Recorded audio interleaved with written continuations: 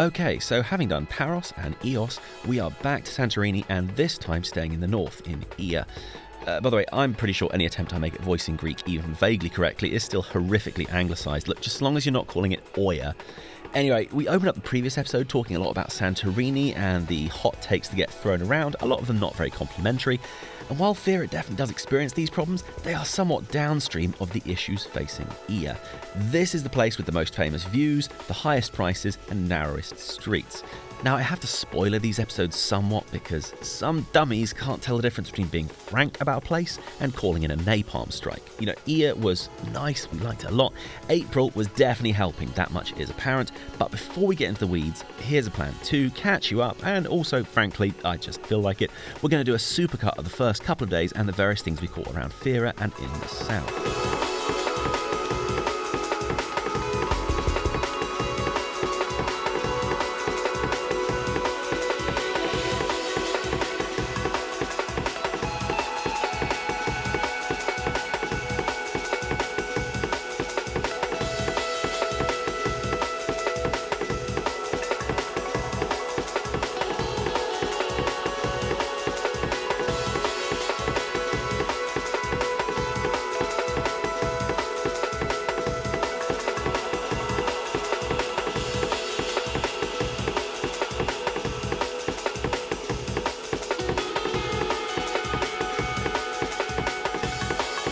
So it's 2 days later, we're on Ios. As well as showing up a casual hour late, Zante ferries took forever to actually dock. I mean, I'm sure it's not easy, but I don't know if they had someone on work experience at the helm. My goodness, it just took an eternity to reverse park. Zante Ferries as a company is a lot cheaper than Blue Star or the others, but it was quickly becoming clear why. Anyway, when we arrived back, it was dark, we had a cab booked, and for this part, having seen Fira, we were switching to Oia. We received a quite disarmingly enthusiastic greet from our host, Christos, who took us on an impromptu tour, not just of the apartment and the roof, but of the immediate 200 yards of the town. I mean, more than full marks for hospitality.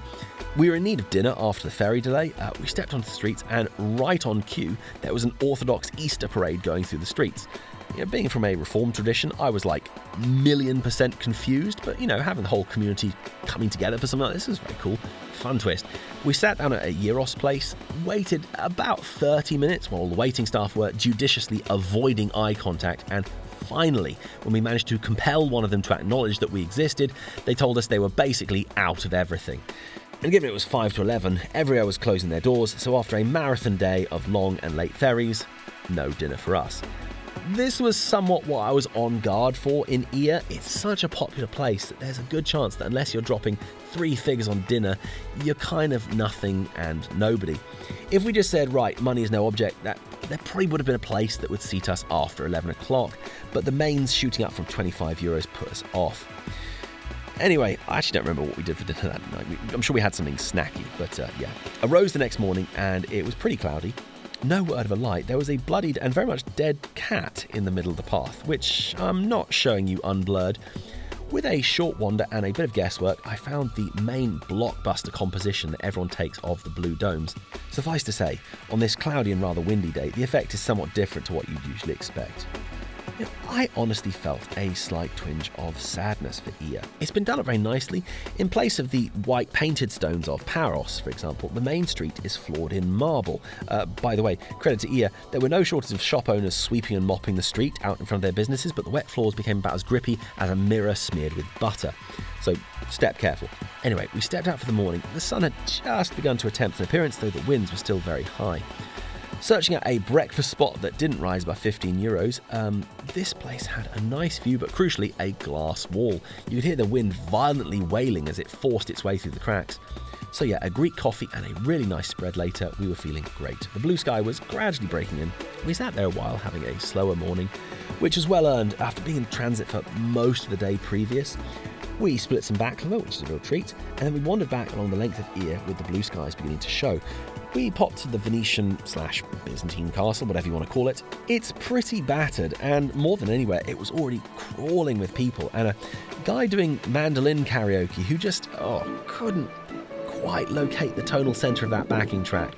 The most substantial remains there are of a basilica, which, I mean, sure made for some very pretty framing if you could wait about 10 minutes for an opening without people. The view of this northwestern tip is genuinely gorgeous, so yeah, as a photo spot, this is well worth it. Now, the afternoon was where I might lose all of you because I was tracking down some historical sites with a mixture of buses and unusually long stretches on foot. This was also in the southern half. I was picking up from what we didn't have time for in Fira. Firstly, back to Akrotiri, we passed it before but didn't have a chance to go and explore the castle. But like Emporio last episode, it's morphed into sort of a mixture of structures, but you can sort of see some form of the defences still there. Didn't realise there was a cafe at the very core, so obviously had to stop in for a Freddo espresso. While there was still a grey haze around, it turned into a pretty hot day, and was especially feeling this as I attempted to cross-country march on a path alongside the fields towards Emporio, this time to get a better look at the Tower of Nimbo Rio. It's much more of a substantial fortification than the others we've listed so far.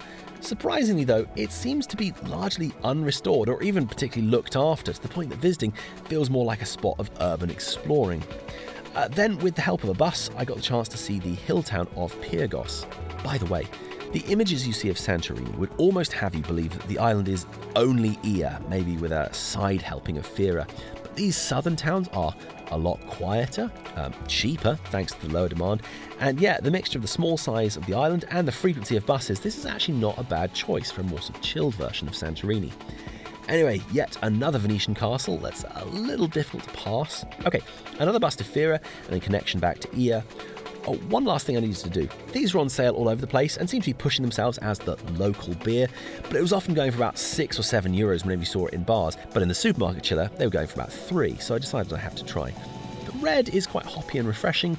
The yellow, somewhat less so. Maybe I'd feel more favourable if I wasn't trying them side by side, but go red if you have the choice. They're both fine. Don't feel like handing out awards on either. We ended up in a mildly fancy place for dinner. This had the Oia prices, but for just one night we were prepared to go just a little bit more fancy. I had the stuffed squid and it was really good. Later, after circling the city at dusk, we ended up back at the roof terrace, and all of this from the supermarket cost about €12, which is kind of the going rate of a single cocktail from any bar here. Then this was our last morning. Much as I had already taken pretty much all of the blue dome compositions I could, can't lie, I was still hoping to get some under blue skies. Was up and out at 6:30, but the clouds meant no real sunrise to speak of. I thought I'd quickly nip down the castle. I mean, at least that would be dessert. Wait, what?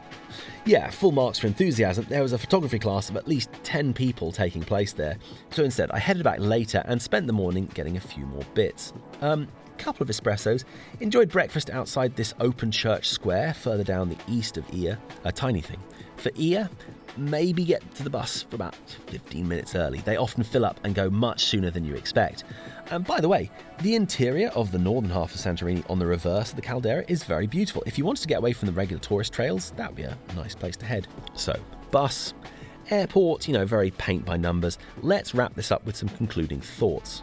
Well, I'm going to upset some people here. Oia was exhilarating, charming, and extremely pretty. It was not busy, particularly the time we were there. No one was rude to us. I was thrilled that we got to go. But I will say, when the return bus pulled into Fira, I suddenly felt a lot lighter. Fira just feels more down to earth, everything's a bit more accessible. You want a coffee or a beer, well, there's 30 different places that will happily sell you within 200 yards of where you're standing. Oia had us just a bit more uptight. There's so many exclusive hotels, jewellery shops. I mean, yeah, cool, artisanal jewellery, but why so many? You had to be quite targeted to hit a supermarket or even just get a takeout espresso. Yeah, true story. After I figured out where I could get an espresso without having to sit in, bear in mind this was about a 20-minute walk from the end, I was strolling back and people kept asking me oh, takeout coffee, where did you get that? It's a puzzling blind spot for a town where just a simple takeaway coffee was so hard to lay hands on. So I don't know, Oia is amazing in parts, but I feel like our experience of Fira is a much happier one, and I wouldn't be surprised if your experience turns out to be the same.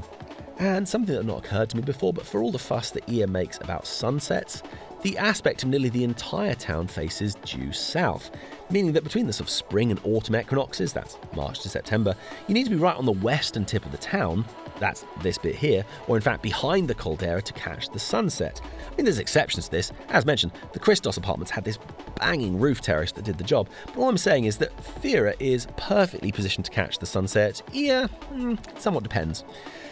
But if I'd been worried that we might not be welcome, Oia was a bit more on edge with a great many signs saying, hey, that thing you're about to do, well, don't do it.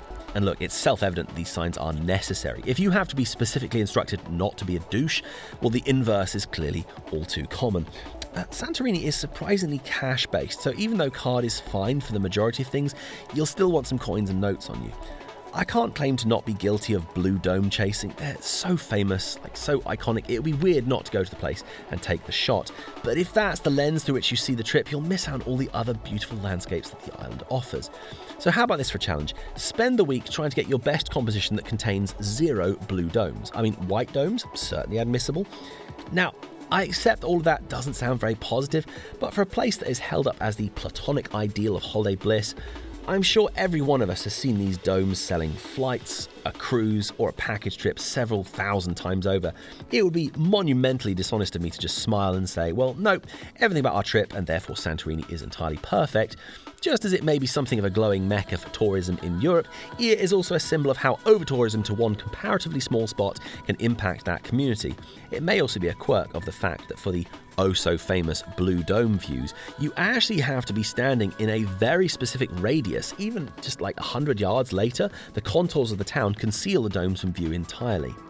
But look, all of that said, even in April, and even with some of the above caveats, was so good to go. It's a trip I think about quite often. I definitely remember it very fondly. So as we mentioned, we've got a lot more in the Greek playlist, and there's more episodes coming from the Cyclades as well. But in the meantime, the music you've been hearing in the background is ours.